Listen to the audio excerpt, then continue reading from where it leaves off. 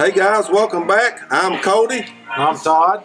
We got a question here from Zeke Kelcher. Commented, is there any way to stop a dog from being gun shy? I'm going to throw this one to Todd. My experience with it is I normally hunt puppies and they're a little gun shy when they're puppies, but as they get older and I shoot coons to them, they come out of it if they even got the problem. So I'm going to give Todd the floor, let him talk about the adult dogs or puppies or anything he'd like to talk about. Hey, thank you, Cody. Hey, Zeke, to answer your question, one of the things I've found with all sporting dogs, whether it be a coonhound, a lab, just any type of dog that you're going to be out in the field with, is that, an ounce of prevention is worth a pound of cure. So basically, what that means is it's a whole lot easier to prevent gun shyness and the sound of the gun than it is to cure it later on. So one of the tricks that I use is basically consistency and time with the dog. The only two things you'll need to make this work for you, especially on a pup that is just come off weaning and is hitting hard food up to around the 6-month age, when they're getting their teeth in, you need basically food and you need a little .22 pistol. It's important during that window that I was talking about, excuse me, bugs here. It's important during that window that I was talking about to make sure that you're not having the dog on a constant feeder or a constant feeding system. You want to be feeding the dog yourself during this time, and for the reasons I'll tell you here in just a second.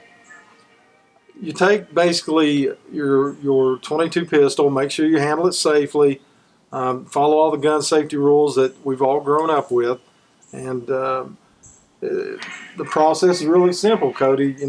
What you were talking about was shooting over dogs, and as they come along. In my world, they just get used to it. Yeah, they get used to it. Now, in my world, I basically take and train the dog to get used to associating that loud gunshot with pleasure. So the easiest way to do that is to feed your dog at certain times during the day. During that time, you are either taking your dog its food during its normal feeding time for that day, or you are taking food to the dog's bowl, either whatever the case may be.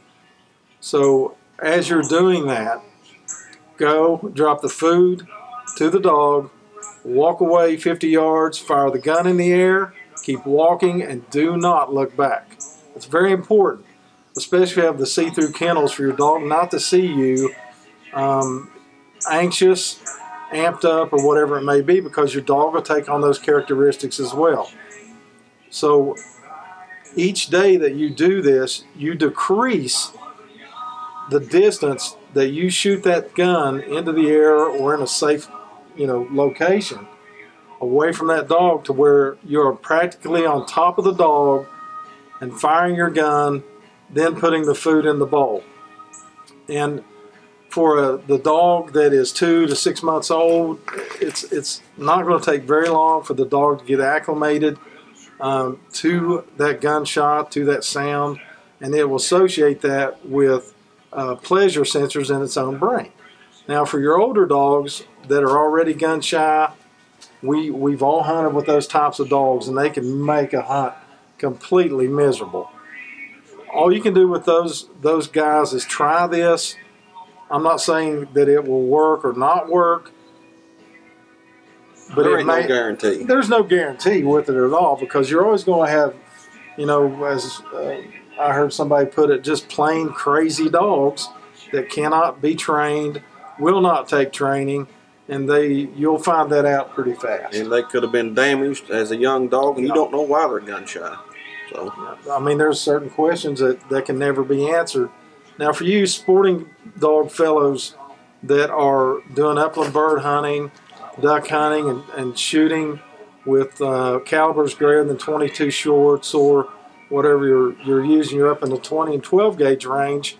After you've completed this with your .22 pistol, then you increase it to where you're using your 20 gauge shotgun to do the same thing, and your 12-gauge shotgun to do the same thing, decreasing the distance at which you fire that gun after you've delivered the food. So we hope this helps. You know, it's worked for me. Helpful too. And thanks for watching. Don't forget to subscribe. That way when I get a bright idea, you'll be the first to know about it. Thanks for watching. Until next time, put them on the wood.